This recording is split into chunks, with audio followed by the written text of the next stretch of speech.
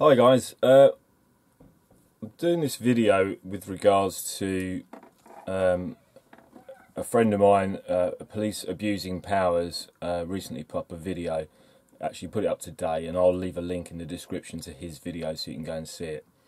If you're not subscribed to Police Abusing Powers, I suggest you go over there and subscribe to him, because he's an excellent person when it comes to explaining things, and he's also an auditor who's recently been arrested for taking pictures of a police station. So you might want to go and take a look at that. He did a video today with regards to indeterminate sentences. Now, if you want to go and look at his video, it's really in depth. He does an excellent job of this video. I'm not counteracting his video in any way. I just want to make people aware of the insidious nature of why this is happening. And the reason why this is happening is because we have prisons for profit. This is why it's happening. Let me explain. If we go down the route of the American justice system, whereby if you're arrested you have to post bond and this and that to get out of prison in the first place, before you can get a chance to, you know, plead your case. You know, it's literally a case of kidnapping, give us money or you're not going to get out, and if you get out then you can plead your case. I mean, it's just an insane system. And the system in the States is literally, I think pretty much every prison in the United States is a private prison, for-profit prison. Excuse me. We now have the same problem in the UK. There are now 16 private prisons in the UK. Now, if for argument's sake I was a politician and I said to the electorate, I've got a fantastic idea. What we'll do is we'll have private prisons that are run for profit, and then rather than, you know, have an inclination to rehabilitate these people and set them on the right track and give them some training, you know, they can be trained to be an electrician or a plumber or whatever, you know, we'll give them some sort of good training to make sure when they come back into society that they can earn a living without having to steal and do this, that and the other, you know, that they've got some sort of recourse and come back to society a better person. But we're not going to do that. What we're going to do is we're going to have a prison system that's private. So the longer we keep these people in there and the least amount of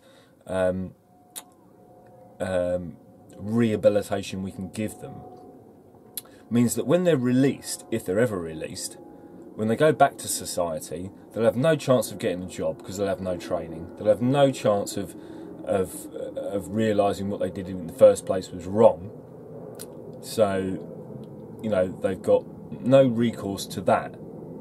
So then what are they going to do? They can't get a job, so they've still got to pay for food and their kids and their family and their rent and their, you know, whatever else they've got to do. So what are they going to do? They're going to go and commit more crime and go back to prison, the private prison system, where myself as a politician and my friends in private security companies make a profit out of those keeping those people in prison. Would you vote for me on that basis? I think the answer would be a resounding no fucking way would I vote for that shit. You know, the whole point of prison is to rehabilitate people, sorry.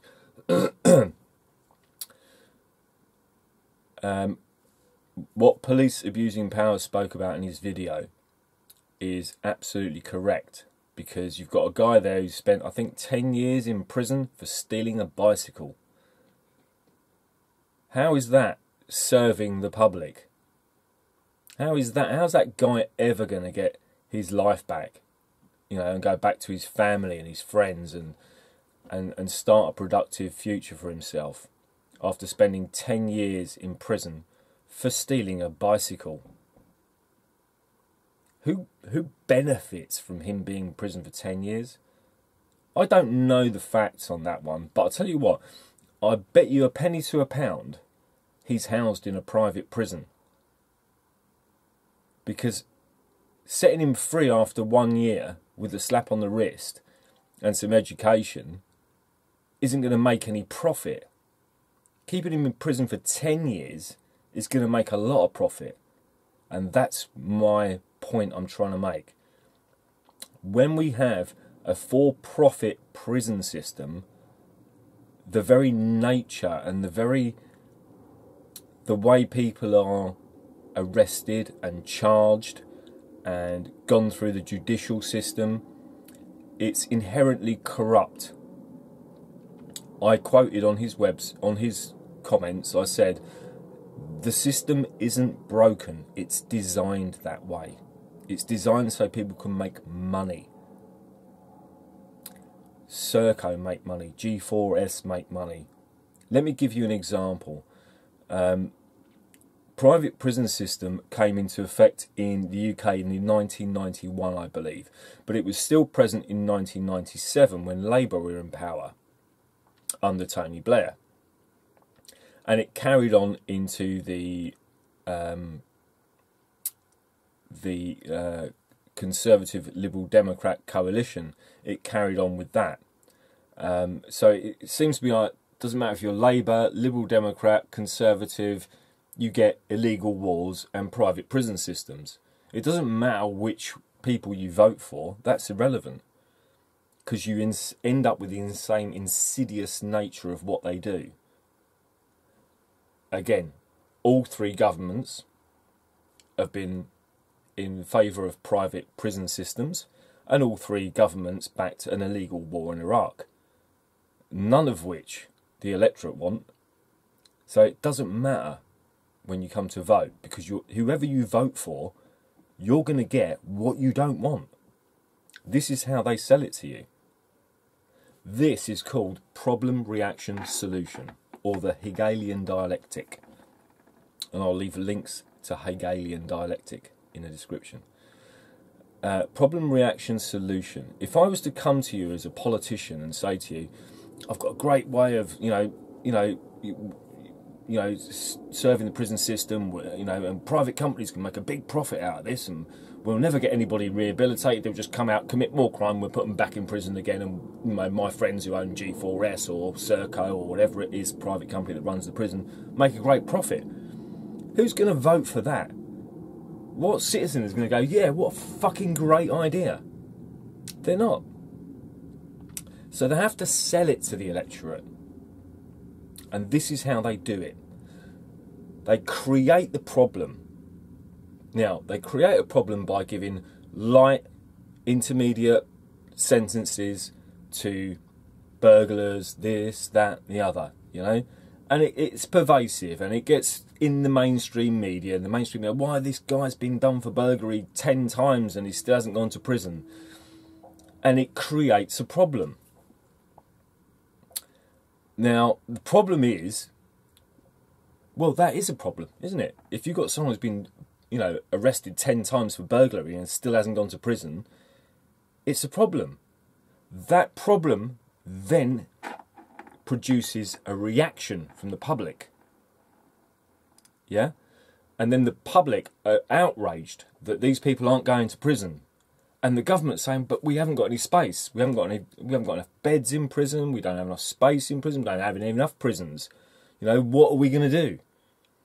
So then they enact their solution, which is the private prison system. Problem, reaction, solution. The government create the problem by not, by manufacturing the problem and saying, we can't house these prisoners because we've got nowhere to put them. Do you know what I mean? They gain a reaction from the public, which is outrage, because they want these people locked up. And then the government then offers the solution, which is the private prison system.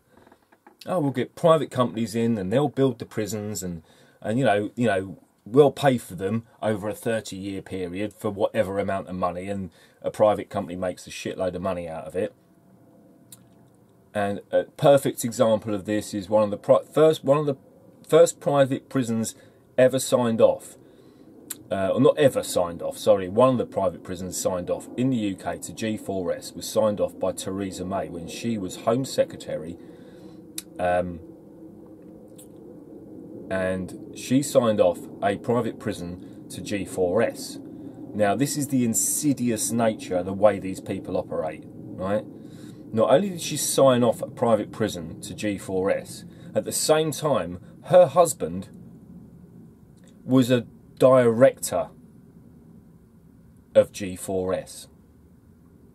Therein lies your corruption. It's that simple, and it's so obvious, and it's available online. Don't take my word for it. Look it up for yourselves. Look it up for yourselves. So this is the problem, reaction, solution. The government create the problem, they wait for a reaction from the public, and they offer you their pre-planned solution, which is the private prison system in this case. They can't give a private prison system to the public straight off the bat because the public wouldn't have it. And this is where, again, Police Abusing Powers did a video earlier, which is absolutely brilliantly, factually correct and everything else. I'm not countering his argument. I'm just promoting what he said was actually correct. But I'm saying the initial reason why it's like that is because somebody's got to make some money out of it. And again, as with anything, when it comes to politics and this and that and the other, always, always, always follow the money. Follow the money, because it's all about money. It's about profit. It's not about rehabilitation. It's not about putting back people on the street in a in a good way, that they've got some training and they've got something behind them where they can get a job and be a benefit to society.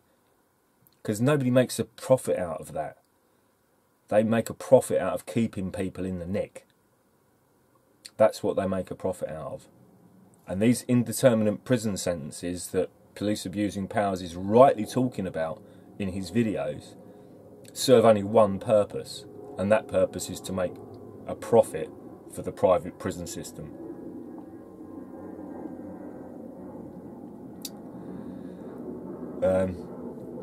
That's my 2 pennies worth. But like I said to you guys, always, always, always, whenever anything comes out of a politician's mouth, follow the money.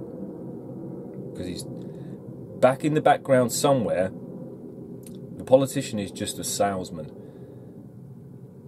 Problem, reaction, solution. They have a pre-planned solution, but they have to create a problem, get a reaction from the public, and then offer their pre-planned solution to that problem. Because they couldn't sell it to you any other way. Any questions? Leave them in the comments section below, and I'll direct you to Police Abusing Powers' video he put up today, and I will put a link to that in the description. I hope this finds you all well, and I'll speak to you all again soon. Take care, guys.